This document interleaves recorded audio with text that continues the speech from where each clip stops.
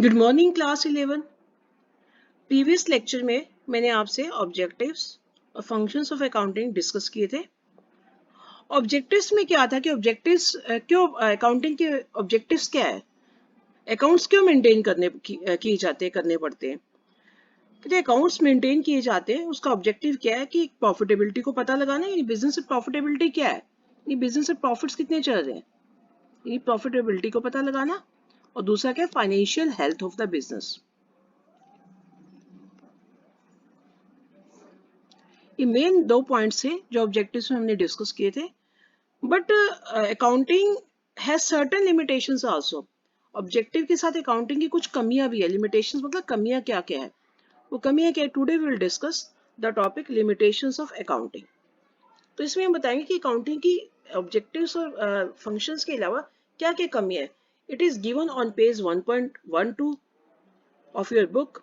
The chapter is meaning and objectives of accounting chapter 1।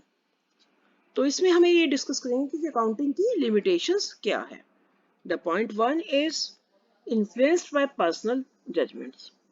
तो जो accounting को हम साइंस तो कहते हैं, accounting is as yet an exact science. तो हम इसे साइंस तो कहते हैं। कि साइंस क्यों कहते हैं कि इसको, क्योंकि इसके एक रूल्स रेगुलेशन के बेस पे अकाउंट्स मेंटेन किए जाते हैं। बट जो accountant has to exercise his personal judgment. But accountant क्या करता है, अपनी पर्सनल जजमेंट को तो उसको यूज करना ही पड़ता है। अब ये तो है नहीं कि एक फार्मूला डाला सॉल्यूशन आ गया, ऐसा तो नहीं है ना। तो उसको पर्सनल जजमेंट के अकॉर्डिंग सिचुएशंस को टैकल तो करना ही पड़ता है in respect of various items. जैसे for example, it is extremely difficult to predict with any degree of accuracy the actual useful life of an asset. मान लो उसने एक फर्नीचर खरीदा या मशीनरी परचेज की बिजनेस में। ये दो एसेट उसने परचेज की। अब अकाउंटेंट इसकी एक एस्टिमेटेड लाइफ मान के चलेगा। एस्टिमेटेड लाइफ मतलब ये फर्नीचर कितना टाइम चलेगा और मशीनरी कितना टाइम चलेगी। तो उससे क्या बेनिफिट होता है। मान लो हमने मशीनरी खरीदी 20,000 रुपीज की। हमने उसकी एस्टिमेटेड लाइफ मानी 10 ईयर्स तक ये मशीनरी चल जाएगी। तो इसमें क्या होता है कि एक हिस्से का लॉस कितना हो गया, 2,000 रुपीज हो गया। तो जो मशीनरी की वैल्यू जो डिक्रीज हुई होगी 2,000, इसे बोलते हैं डेप्रिसिएशन। जो भी एसेट की वैल्यू डिक्रीज होती है उसे क्या बोलते हैं, डेप्रिसिएशन। तो अब हमने एस्टिमेट किया है कि मतलब 10 ईयर्स इस एसेट की लाइफ है। ज्यादा भी हो सकती है और कम भी हो सकती है। बट हमें जब भी एक अकाउंटेंट क्या करता है, जब भी कोई भी एसेट परचेज करता है तो उसकी एस्टिमेटेड लाइफ जो इवेल्युएट करता है, प्रेडिक्ट करता है, किस लिए करता है, ताकि डेप्रिसिएशन कैलकुलेट कर पाए। यहाँ पर डेप्रिसिएशन हमारे हिसाब से कितना है, 2,000। The same is true about method of valuation of stock. Stock का भी मेथड ऑफ वैल्यूएशन है, उसमें भी ऐसे ही होता है। यानी इसका मतलब क्या होगा कि अब डेप्रिसिएशन कितना है उसकी पर्सनल जजमेंट पे डिपेंड करता है। बस इतना ही कर लेना डेप्रिसिएशन तक। अगर मान लो एक अकाउंटेंट अगर इसे 20,000 की जो मशीनरी परचेज की, उसकी एस्टिमेटेड लाइफ 10 ईयर्स ले रहा है तो डेप्रिसिएशन 2,000 आ जाएगा। अगर 5 ईयर्स ले रहा है इसकी एस्टिमेटेड लाइफ तो डेप्रिसिएशन 4,000 आ जाएगा। ये डिपेंड करता है अकाउंटेंट की पर्सनल जजमेंट पे।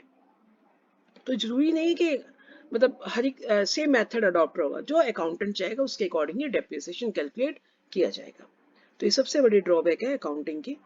And second is based on accounting concepts and convention. ये थर्ड चैप्टर जो आपका आएगा उसमें आएंगे अकाउंटिंग कॉन्सेप्ट्स एंड कन्वेंशंस।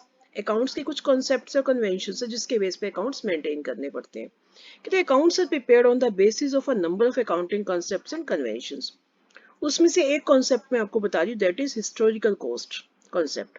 ये हिस्टोरिकल कॉस्ट कॉन्सेप्ट क्या होती है, इसमें इसके अकॉर्डिंग क्या होता है कि हमारे बिजनेस का एक रूल है कि जो भी एसेट है जितने रेट पे परचेज की जाती है उसी रेट पे रिकॉर्ड की जाती है। जैसे मान लो बिल्डिंग आज हम परचेज करते हैं, मान लो उस बिल्डिंग की वैल्यू 20,000 है आज, तो 20,000 थ्रू आउट उसके बाद रिकॉर्ड होती जाएगी। जो उसके बाद उसकी वैल्यू चाहे 10 लाख हो जाए, तो 30 हो जाए, चाहे 40 हो जाए, यानी जिस रेट पे एक एसेट को परचेज किया जाता है तो उसी रेट पे रिकॉर्ड किया जाता है। तो जो कि गलत है, उसकी एसेट वैल्यू ज्यादा भी हो सकती है, मार्केट वैल्यू कम भी हो सकती है। तो एक ये भी इसकी बहुत बड़ी ड्रॉबैक है। तो कहते हैं hence the profitability and the financial position disclose bye it may not be realistic. अगर हम अकाउंटिंग कॉन्सेप्ट के बेस पे, कन्वेंशंस के बेस पे हम फाइनेंशियल पोजीशन और प्रॉफिटेबिलिटी पता लगाते हैं तो कई बार एक्यूरेट नहीं हो सकती। जैसे फॉर एग्जांपल जो मैंने एग्जांपल दिया है, fixed asset are shown in the balance sheet according to the historical cost method. यानी फिक्स्ड एसेट हिस्टोरिकल कॉस्ट के बेस पे रिकॉर्ड की जाती है। This means that the fixed assets is shown at the cost जो जिस rate पे खरीदी थी उसी पे दिखाई जाती है, note at the market value पे नहीं दिखाई जाती, जो कि गलत है। मार्केट वैल्यू उसकी ज्यादा भी हो सकती है, कम भी हो सकती है। The value realised on the sale, अगर मान लो इस एसेट को हम बेचते हैं तो जो सेल से पैसा आएगा मे बी मोर और लेस, कम भी हो सकता है ज्यादा भी हो सकता है, then the values stated in the balance sheet. तो इसके बेस पे हम हमारे जो रिजल्ट है ट्रू नहीं आते, बस यहीं तक करना है बैलेंस शीट तक। ये पॉइंट भी, ये 2 पॉइंट हमारे डिस्कस हो गए, influenced by personal judgment and second one is जो अकाउंटिंग है it is based on concepts and conventions. Now third is incomplete informations. कहते हैं अकाउंटिंग में जो इंफॉर्मेशन वो इनकम्प्लीट होती है, यानी accounting statements provide only the incomplete information because the actual profit or loss of a business can be known only when the business is closed down।